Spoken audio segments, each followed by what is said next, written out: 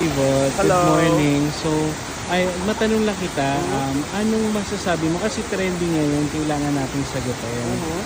Um, Trending yung balita na hiwalay na si J-Bot, the rapper, at saka si Maxi, the drag queen. So, ano masasabi mo doon?